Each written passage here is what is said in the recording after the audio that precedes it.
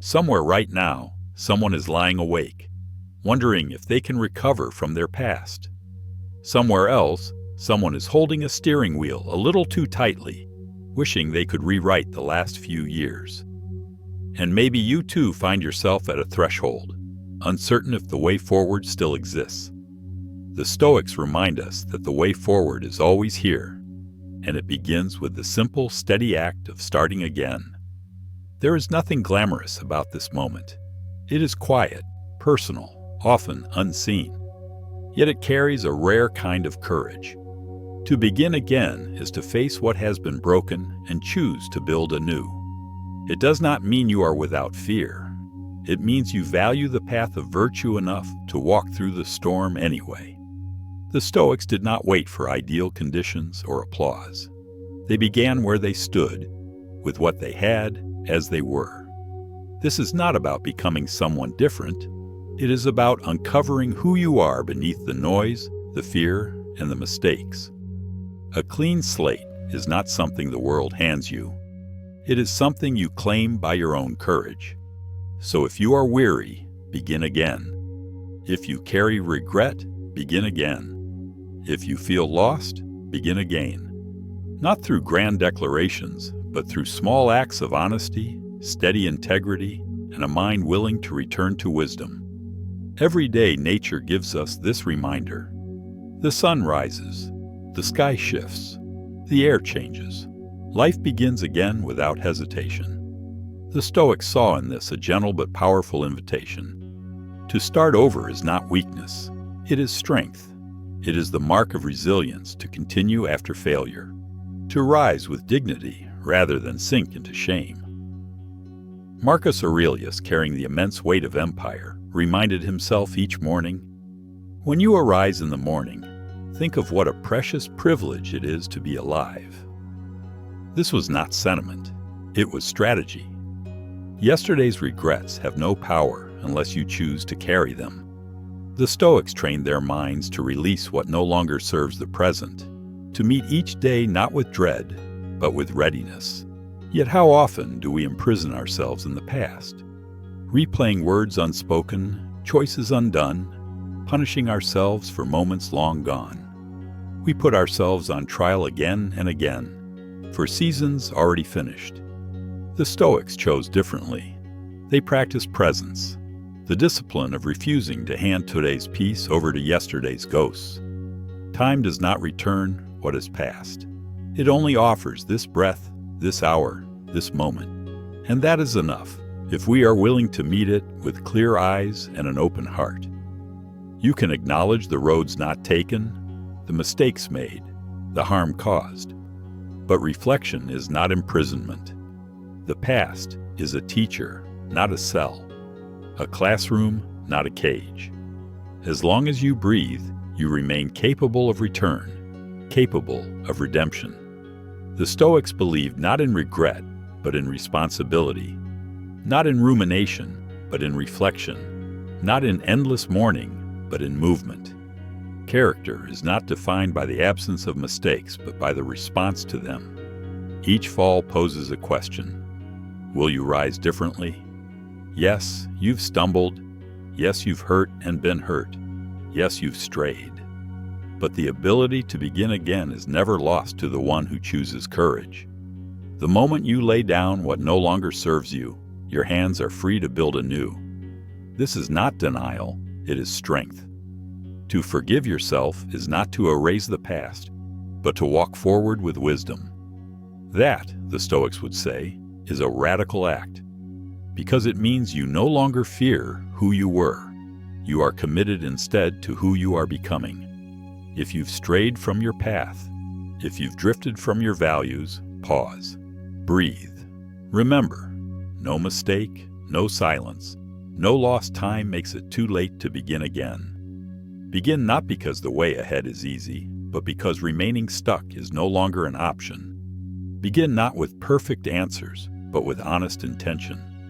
Leave shame behind. It chains you to the past. True courage is not found in being unshaken, but in choosing to rise even while you tremble. There is no weakness in starting over. Weakness is refusing to move out of fear. Strength is renewal. Renewal is the heartbeat of character. The Stoic does not flinch at the sight of his own fall. He studies it, learns from it, and step by steady step rises. Not in denial, not in desperation, but in dignity. The philosopher does not curse the darkness endlessly. He does not sit in ruins, addicted to sorrow. He lights a candle. He takes a step.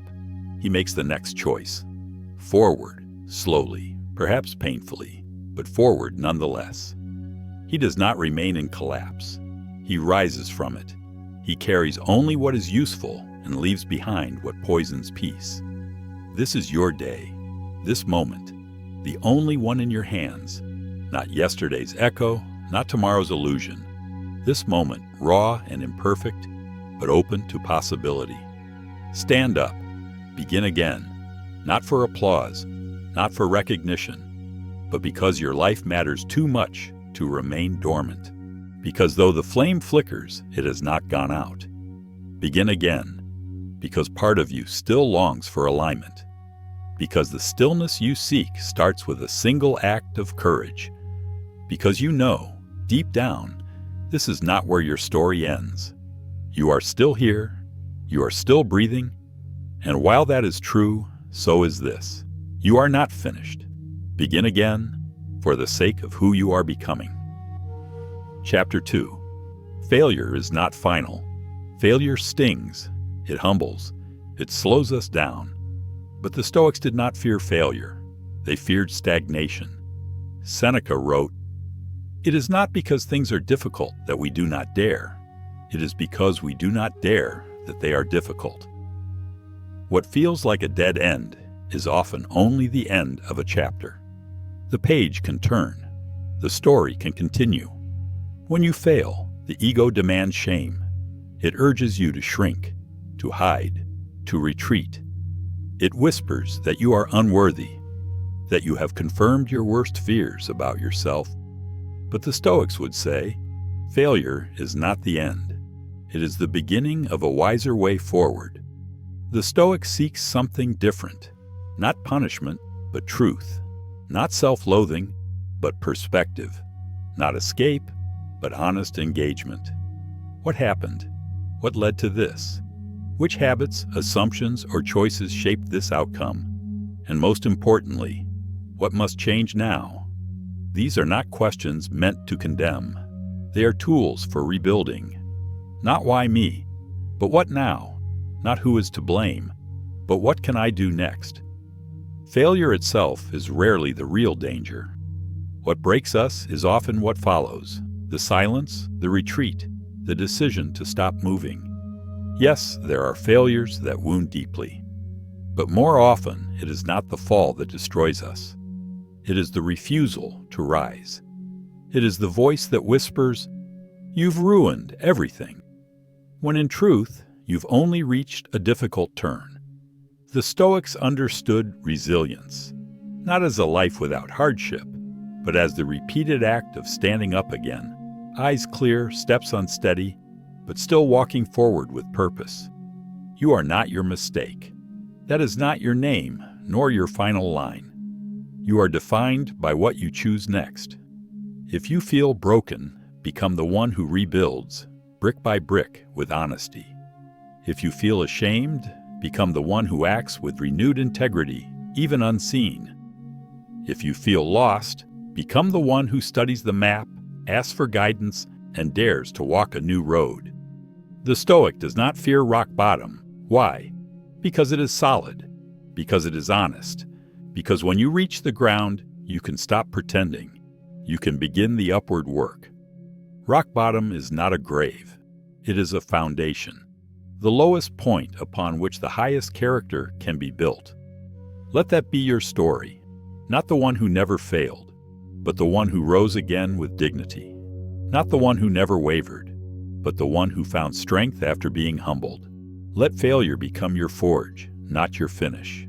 Let it shape you into someone not bitter, but brave. Chapter 3. Begin where you are. We dream of ideal conditions, the right moment, the right mood, the perfect start. But the Stoics rejected that illusion. Life is not lived in perfect conditions. It is shaped in imperfection. If you wait to feel ready, you may never begin. The philosopher begins exactly where he stands. Epictetus was born into slavery. No wealth, no freedom, no comfort. He had no platform, no status, no obvious opportunity. Yet he did not wait for better circumstances. He began where he was, within limits, within hardship. And from that soil grew strength, wisdom, and influence that still endures. He mastered what was his to master, and by doing so, he shaped a legacy. So stop waiting to become the flawless version of yourself you keep imagining. That person may never arrive. And the Stoics would say, they don't need to. You grow by acting, not by waiting. You become ready by doing. Strength does not arrive fully formed. It grows in motion. Virtue is not built by observing from a distance, but by choosing, by acting, by allowing yourself to stumble forward and learn along the way. Growth comes through practice. Strength comes by meeting resistance, not by avoiding it. The struggle is the forge, and only those who enter it are shaped. Life will not hand you perfect conditions. The philosopher does not wait for the world to align. He aligns himself with the world as it is and takes the next step. Whether the sky is clear or storming, he moves. Whether confidence is loud or quiet, he still acts. And in the moments of doubt, there is always a quieter voice reminding him, not later. Now there is humility in this truth. It strips away excuses and dismantles the illusion of the perfect beginning, the myth that one day you will wake fearless, healed, and fully ready. The Stoics understood that this is not how life works. Perfect conditions are rare. What life offers is today, unpredictable, imperfect, yet full of potential. And that is enough. You do not need to be fixed first. You do not need to wait until you feel strong or unshakable. Those feelings are not the starting point. They are the result of having begun. So begin again. Begin here, even in confusion, even in fear, even in weakness, especially in those moments. That is where strength begins to gather, by starting where you are and refusing to remain there, by taking imperfect steps that over time shape profound change. Momentum is not born of mastery, but of motion. Every climb begins at the bottom, with one trembling step taken by someone willing to rise before they feel ready. Do not wait for another place to start. Do not waste your strength wishing for easier ground. Ask only for courage to begin where you stand. Ask for clarity to see that today is enough. Ask for the resolve to take the first step without needing to know the last. And ask for the will to begin again, when others would turn back. The rare ones, the strong ones, are not those who had everything. They are the ones who walked through doubt, who answered fear with action, who chose not to abandon themselves when it would have been easy to do so. They are the ones who built a life from a moment just like this, and that choice alone can change everything. Chapter 4. What matters now? The Stoic does not live in yesterday, nor does he lose himself in tomorrow. His strength is in presence. Seneca wrote, "True happiness is to enjoy the present without anxious dependence upon the future." Yet how easily we forget. We wander into the fog of what if and what was. We replay old stories that cannot be rewritten. We plan endlessly for futures that may never arrive. And in doing so, we trade away the only thing that truly belongs to us, this moment, this breath, this chance to begin again.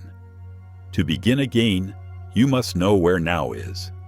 You must step out of the traffic of distraction and pause long enough to ask, what matters now? Not what mattered to the person you were 5 years ago.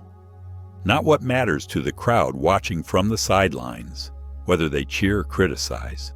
What matters to your conscience, your integrity, your soul in this moment.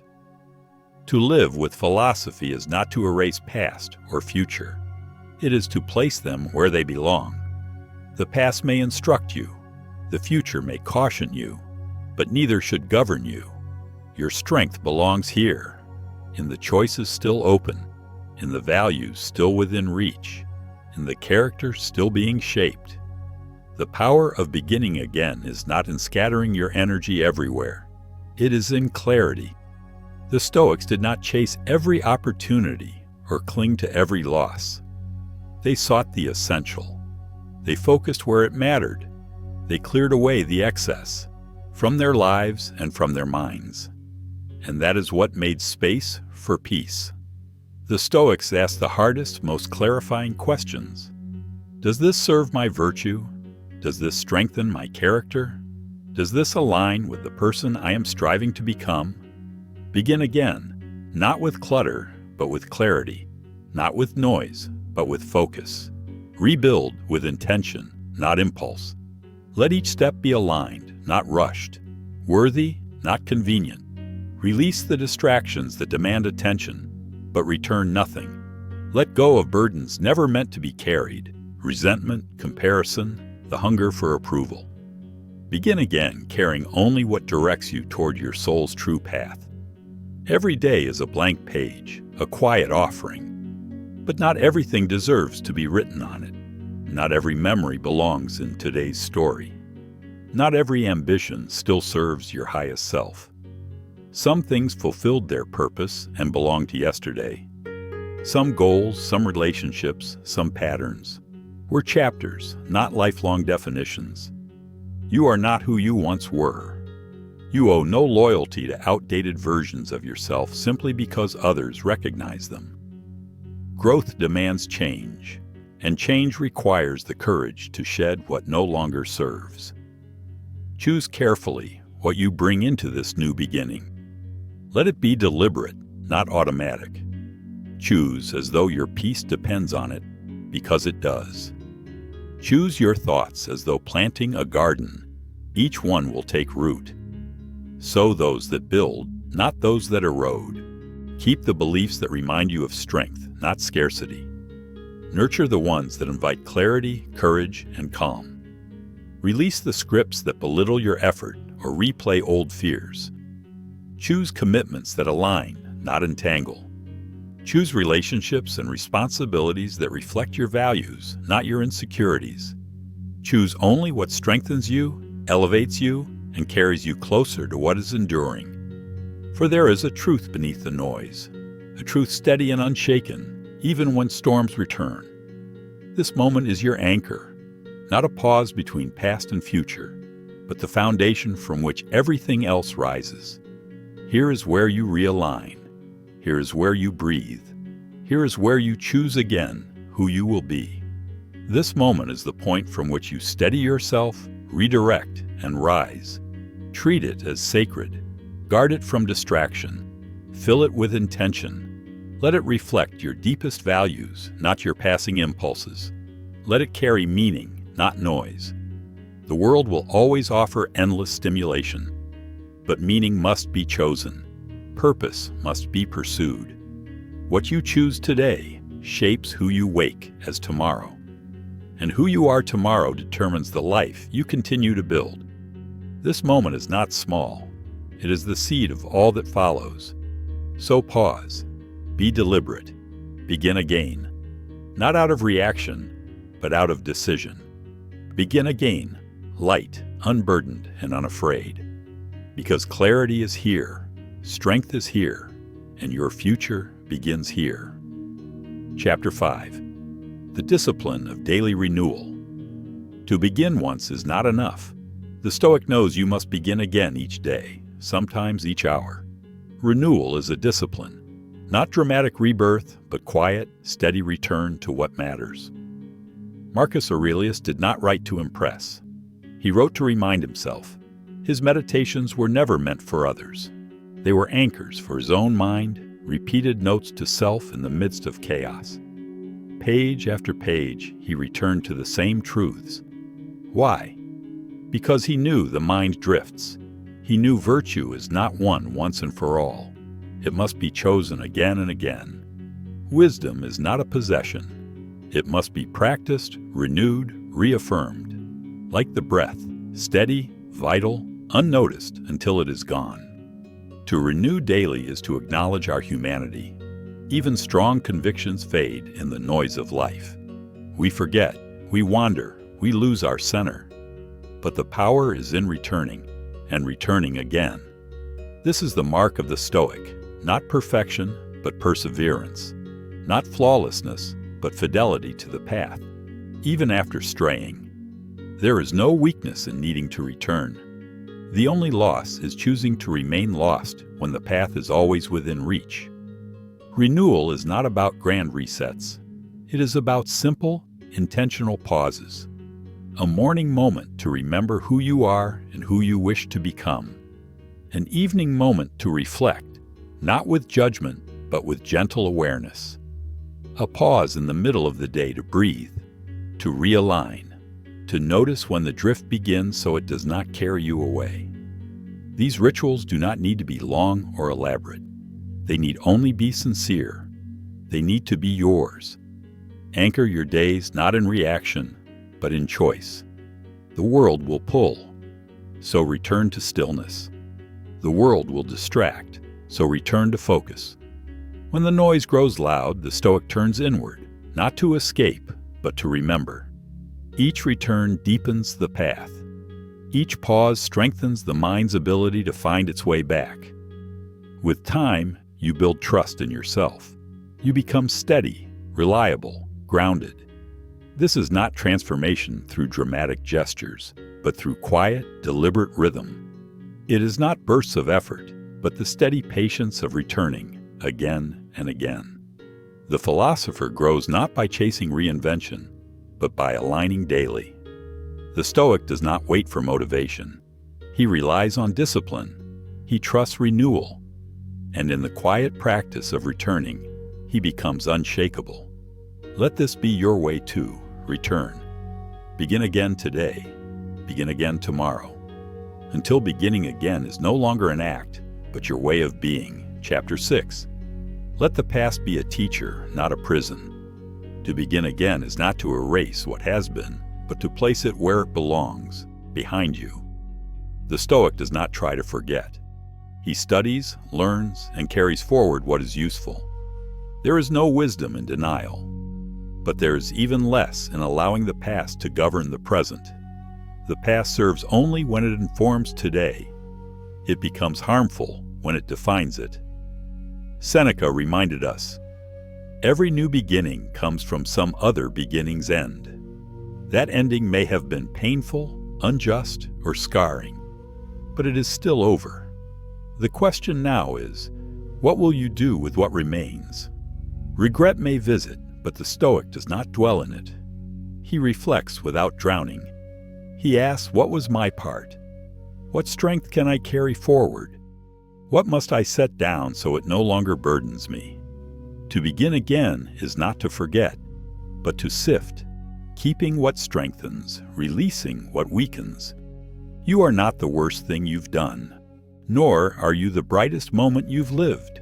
You are not your peaks or your valleys. You are what you consistently choose next. Life is written in the small, repeated decisions that shape who you are becoming. If the past still haunts you, look closely at what remains unforgiven. It may be a younger version of yourself who did not yet know better. It may be the silence you kept when you should have spoken, or the action you took when restraint was wiser. It may even be another's betrayal that lingers like an old wound. But forgiveness is not approval. It is freedom. Forgiveness does not say, "What you did was right." It says, "What you did will not hold me any longer." The Stoic forgives not to release the other, but to release himself. For to carry resentment is to carry weight that belongs to someone else, and every step forward is heavier for it. So let the past speak, but do not let it shout. Let it whisper its lessons like an elder sitting quietly in the corner of your mind. Let it offer guidance, but never control. The moment the past dictates your worth or defines your limits, it has crossed a boundary. Let it remind, but not rule. Let it guide, but not govern. A guide points the way. It does not chain your feet. The Stoic listens only as long as the lesson leads toward virtue, not paralysis. And once the lesson is received, he moves forward, not in denial, but in clarity, not carrying wounds, but carrying wisdom. To begin again is not to forget. It is to refuse to be confined. Each step forward declares, I am not what happened to me. I am what I choose to do with it. And with each step, he proves the past may shape him, but it does not own him. He becomes the architect of a future not built from the ruins of regret, but from the raw material of renewal. That is Stoic strength, not in turning away from history, but in mastering it and moving forward with steady, deliberate peace. Chapter 7. Choose a higher standard. To begin again is not merely motion, it is direction. The Stoic rises not simply to escape the past, but to move towards something greater. Renewal is not about feeling new, it is about becoming noble. Each new beginning carries a choice. Will I return to what I was, or will I aim higher? The Stoic does not seek what is easy, but what is excellent. Marcus Aurelius, bearing the weight of an empire, reminded himself, the best revenge is to be unlike him who performed the injury. Let your response rise above what brought you low. Let your action be guided not by impulse, but by virtue. Begin again with standards that challenge you, not to impress others, but to elevate yourself. Not to prove worth to the world, but to honor your nature as a rational, moral being. The Stoic does not measure himself by ease, applause, or outcome. He measures himself by alignment with principle. Begin not to avoid failure, but to pursue excellence. Let your compass be courage, justice, temperance, and wisdom, not comfort, convenience, or popularity. These virtues are not flashy, but they endure. They may not make the road smoother, but they make it straighter. Choose the harder right over the easier wrong. Choose clarity over compliance, even when clarity means standing alone. Choose depth over display, substance over spectacle, character over charm. The world may not understand. It may misread stillness as weakness.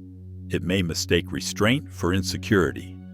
It may offer shortcuts, ways to appear strong without discipline, ways to be praised without principle. But the Stoic sees further. He knows what is built on shallow ground collapses with time. He builds instead on what lasts: virtue, integrity, and purpose. And from that foundation, he begins again with deliberate strength. What is gained without integrity is lost without dignity. True strength does not lie in domination, but in self-command. Only what is rooted in character endures. Everything else fades, everything else rots. Choose a higher standard. Speak honestly, even when your voice trembles. Act deliberately, even when urgency presses. Think deeply, even when the world pushes for speed. Expect more from yourself, not from pride, not as punishment, but as an act of reverence. Your life is sacred. Your time is finite. Your influence matters more than you realize. Expect more, because settling for less robs not only the world of your best, but also robs you of your peace. Begin again, not just with movement, but with meaning. Let that meaning be anchored in what is worthy of who you are becoming. Let it rise from a foundation so deep that nothing shakes it. Not failure, not rejection, not misunderstanding. You do not need a perfect record. You need a pure aim. The Stoic's aim is not admiration, it is alignment, and from that alignment flows all true progress. Let your new beginning reflect not only your desire to change, but your conscious decision to rise. Chapter 8. Others may not understand. Begin anyway. When you choose to begin again, When you choose growth over comfort and virtue over validation, not everyone will cheer. Some may misunderstand, others may resist. The world prefers the familiar version of you, even if that version was fractured, less honest, less alive. Your clarity, your rise, your growth can unsettle the complacency of others. Your transformation holds up a mirror, and not everyone is ready to see it. Not when you no longer fit the role they assigned to you, the agreeable one, the silent one, the broken one. They may feel threatened.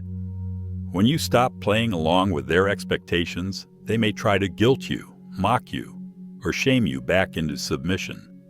But the Stoic does not need external permission to evolve. He does not consult the crowd about his character. He does not ask, "Will they approve?" He asks, "Is this right?" Marcus Aurelius reminded himself, "The opinion of 10,000 men is of no value if none of them know anything about the subject." The subject, your soul, your renewal, your rebirth, is yours alone to understand and honor. No one else carries your conscience. No one else bears the weight of your inner silence at night. You do. Others may try to hold you to your past. Let them. They may point to old versions of you because that comforts them. But you are not here to fit their narrative. You are here to write your own. You do not need to convince them you've changed. You do not need their permission to grow. You only need to live in alignment with your values. Let your actions speak. Let your consistency be your strength. Let your peace be your protest. The philosopher does not argue his path. He walks it. Each silent step forward becomes a louder declaration than any speech. If the people around you doubt you, mock your discipline, or dismiss your beginning, begin anyway. If they notice your change, let that be your confirmation. Transformation is not betrayal, it is evolution.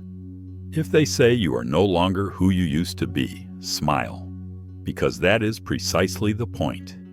You have shed what no longer belongs. You have chosen to evolve, and evolution always carries a cost. Growth may cost familiarity, certain relationships, certain roles, certain illusions, but what it gives you is priceless. Freedom, self-respect, and a strength that does not depend on applause. Begin anyway.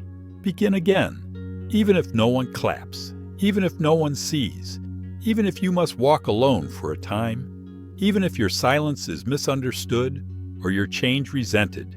Your life is not theirs to approve. It is yours to live, to refine, to protect. Do not waste precious time waiting for a nod that may never come. Do not trade your truth for their comfort. Every step taken in quiet alignment is worth far more than 1,000 words spoken to be liked. Let them misunderstand. Let them guess. Let them talk. While they debate your becoming, you live it. While they compare you to who you were, you move steadily toward who you are meant to be. Your responsibility is not to meet their expectations. It is to meet your own potential. You do not need celebration to be right. You do not need echoes to be true. And if walking alone for a season is required to live in integrity for a lifetime, so be it. Solitude is not exile. It is sanctuary. It is not emptiness, but a refining fire. A space where distractions fall away and truth rises to the surface. In solitude, the Stoic listens. He clarifies. He reconnects with the quiet voice of reason within him, the voice too often drowned out by the crowd. The Stoic does not fear being alone. He uses it like a sculptor uses a chisel, shaping, removing, refining. He does not chase noise to avoid himself. He turns inward to remember who he is. He strips away the performative and uncovers the principled. For him, the approval of the crowd pales beside the approval of his conscience. The crowd may be loud, but it is not wise. It may offer attention, but it cannot offer direction. What is shouted by the many cannot compete with what is quietly known by the soul. That is the Stoic way, and it is enough. When you live in alignment, solitude becomes strength. It transforms from something to endure into something to embrace. It becomes the forge where clarity is shaped, where silence teaches, and where the noise of the world fades into irrelevance. Solitude offers the rarest kind of vision, the ability to see yourself clearly apart from status, distraction, or judgment. When you walk with truth, the path becomes clear, even if walked alone. You no longer glance left or right for direction. You no longer seek reassurance from the herd. You walk your own path, not because it is admired, but because it is right. You become anchored in something deeper than reputation. You become accountable not to public opinion, but to your own virtue. When you act with integrity, the quiet becomes peace, not punishment. It becomes rest, not rejection. It becomes clarity, not exile. You realize that you are not alone in a crowd. You are with yourself fully, wholly, without performance. You are no longer playing roles. You are living in rhythm with your values. That is where real freedom resides. That is where the Stoic finds his unshakable center. And in that center, there is no need for applause, only the steady rhythm of a life lived in truth. Chapter 9. Resilience is built in the return. The Stoic is not afraid of falling. He is afraid of refusing to rise. It is not failure that defines a life. It is the response. It is not the setback that shapes character. It is what you do when you are down that matters most. Epictetus said, "It's not what happens to you, but how you react to it that matters." This is the essence of Stoic resilience, not invulnerability, but endurance. To begin again after failure is not weakness. It is the core of strength. It means you were hurt, but you chose healing. It means you were delayed, but not defeated. It means you met the wall, and instead of sitting down, you search for another way forward. The Stoic returns again and again, and with every return he grows stronger, deeper, more anchored.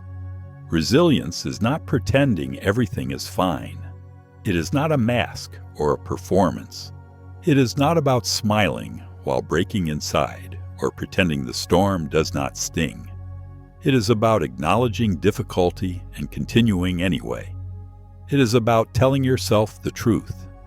This is hard, and I am still choosing to move forward.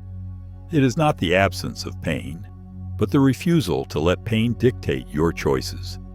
It is about rising each time, not with blind optimism or naive hope, but with clear-eyed resolve, a calm commitment that says, "Even if I fail again, I will keep returning." Resilience is not forged in ease, but in moments when you could quit and don't. It is about refusing to let the pain of the fall speak louder than the purpose pulling you forward. It is about remembering that discomfort is temporary, but the choices made in discomfort can shape a lifetime. The Stoic feels the ache of the stumble, but he does not dwell on it. He does not replay it endlessly. He takes from it what he must and leaves the rest behind. Purpose, not emotion, guides him. Each return is a quiet act of power, not a spectacle, not a declaration, but a sacred decision made in solitude. I will not quit. I will not betray the values I committed to when I was clear-headed and courageous. I will not let difficulty rob me of the discipline I have cultivated. The Stoic walks back onto the path not because it is easy, not because anyone is watching, but because it is necessary. The path itself is the reward, the place where strength is grown, identity is solidified, and peace is earned. When you fall, and you will, return not with shame, but with sincerity. Not with a perfect plan, but with a willing heart. When you forget, remember. Remember why you began. Remember who you vowed to be. When you hesitate, move, not recklessly, but with resolve. When you doubt, stand. Not because fear is gone, but because your values matter more than fear. Do not wait for perfection. You never will. Perfection was never the requirement. Honesty was, commitment was, courage was. Return as you are, dusty, bruised, ashamed, confused. Return with trembling hands and a weary heart if that is all you have. But return. Return because you still care, because something within still longs to live with integrity, even when it is hard. Because the worst thing is not the fall, but refusing to rise when you still can. Each step forward after a fall is a step deeper into who you are. It is a statement of identity. I am not done. I am not broken beyond repair. I still choose the path of virtue. This is proof that life is not about being flawless. It is about being faithful.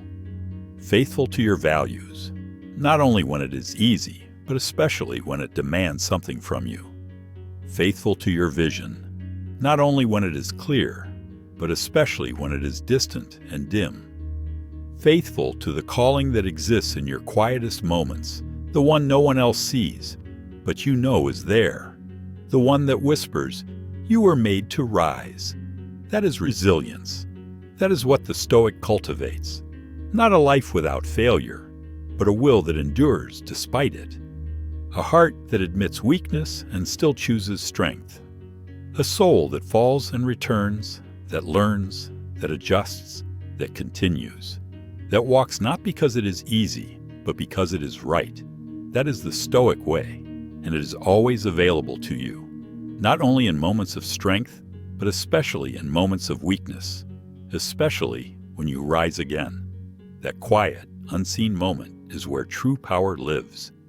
Not the show of force, but the quiet force of will. Not the roar of triumph, but the steady breath between struggles that still says, "I will try again." This is not a performance for others.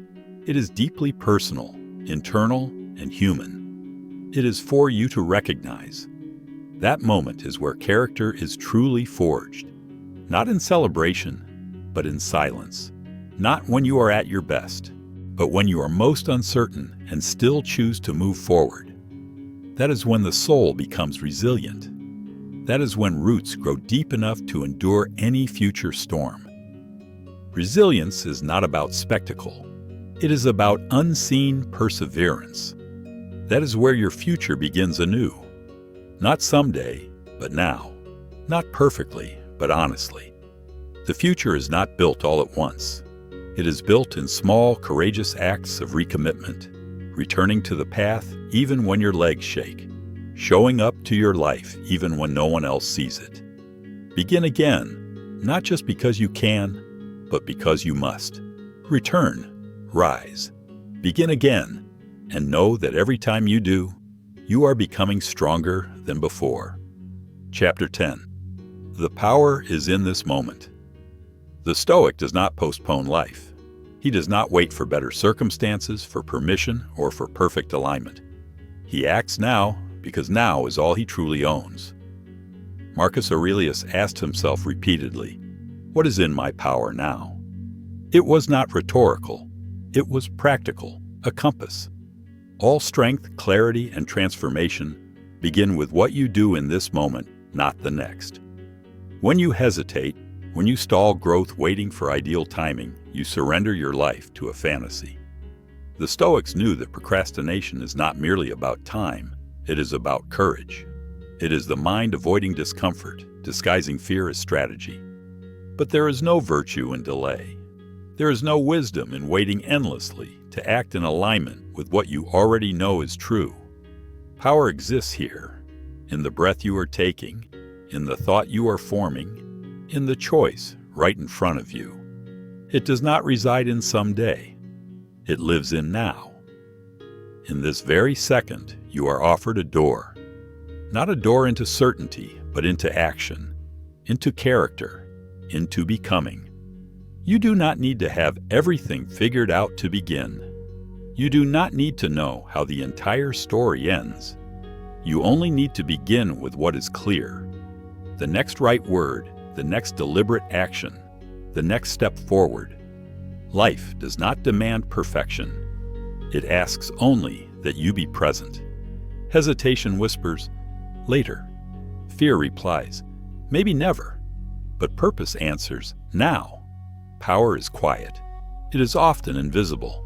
It looks like showing up when no one else does, choosing principle when it is inconvenient, taking one small, courageous act while doubt still lingers. The Stoics understood that most people waste their lives waiting for the ideal. They wait for a sign, for ease, for motivation. Life, however, belongs to those who step into it without guarantees. Do not outsource your future to chance. Do not hand over your agency to emotion or delay. Your future is not an accident waiting to happen. It is a reality shaped by each conscious decision. Own it with presence. Own it with choice. Every moment surrendered to hesitation is a step away from potential. The Stoic does not get lost in abstract intentions or drown in dreams. He returns repeatedly to what is within reach, to what is simple, concrete, actionable, to what can be done today. Philosophy, he knows, lives not on bookshelves, but in how he responds to this hour. This is how life changes, not through dramatic reinventions, but through quiet, consistent alignment with the present. Small seeds of action grow into forests of transformation. True change takes root in decisions, not declarations, in grounded steps, not grand gestures. Ask yourself now, with clarity and honesty, what is in your power? Not next week, not when conditions are perfect, not when you feel ready.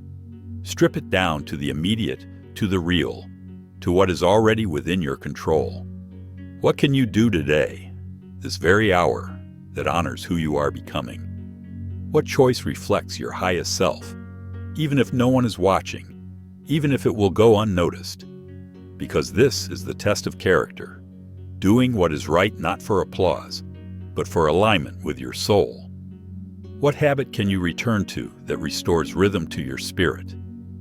What word can you speak that clears the air, sets a boundary?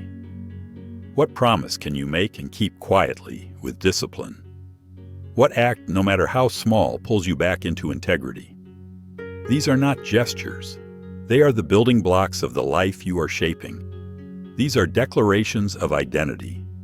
Each is a single thread you can use to weave your way back to the version of yourself you once glimpsed and wished to live into. Not 10 steps, not the whole staircase, just one. One step that echoes your values so clearly that even doubt cannot argue with it. Take that step, make that call, write that page, say that apology, let go of that habit, speak that truth. Begin again, not as a performance, but as a practice, not in theory, not in abstraction, but in grounded, real action. Action is the philosopher's devotion. It is the highest expression of belief.